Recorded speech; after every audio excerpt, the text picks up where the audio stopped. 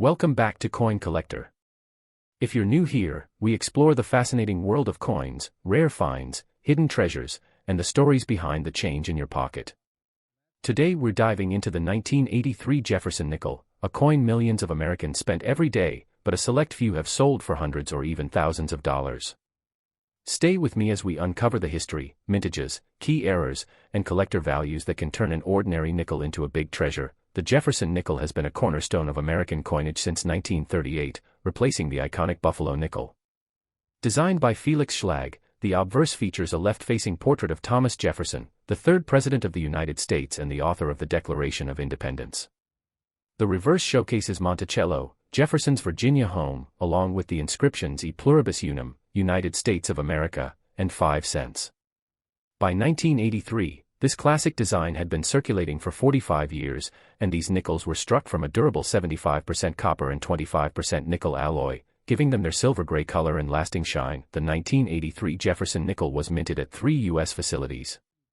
Philadelphia, no mint mark, about 536 million coins. Denver, D mint mark, around 536 million coins as well. San Francisco, S mint mark, produced proof coins for collectors only. That's over 1 billion nickels in total, making this year's issue common, but as you'll see, condition and errors can make all the difference. Even with high-tech minting equipment, mistakes happen, and collectors prize these happy accidents. Look for full steps, FS, Monticello. Coins showing perfectly defined steps on Monticello are highly sought after. In top condition, full steps examples can sell for $100 to $500, and exceptional pieces can exceed $1,000.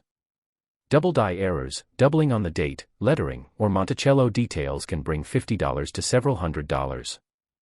Off-center strikes, nickels struck noticeably off-center can fetch $20 to $150. Clipped planchets, coins with a visible bite missing from the edge can sell for $30 to $75. Most 1983 nickels you'll find in circulation will still be worth 5 cents, but condition is key. Circulated coins, generally worth face value to about 10 to 15 cents. Uncirculated, mint state, sharp, uncirculated coins often sell for $1 to $5. Mint state with full steps, prices can leap to $100 to $500 plus.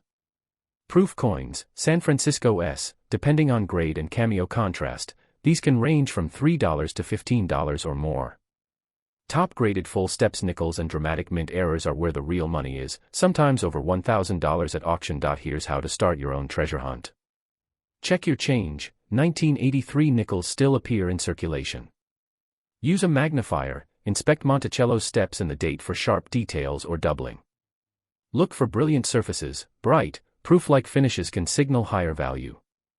Coin roll hunting, bank-wrapped nickel rolls are a great source for uncirculated gems. The 1983 Jefferson nickel proves that even the most common coins can hide exciting value. Whether it's a crisp full steps gem, a dramatic mint error, or a shiny proof coin, these nickels are worth a second look. If you enjoyed this video, don't forget to like, subscribe, and hit the notification bell so you never miss another coin adventure. Speech balloon: have you found a 1983 nickel with a special error or full steps? Share your discovery in the comments below. Thanks for joining me today on Coin Collector, and as always, happy collecting.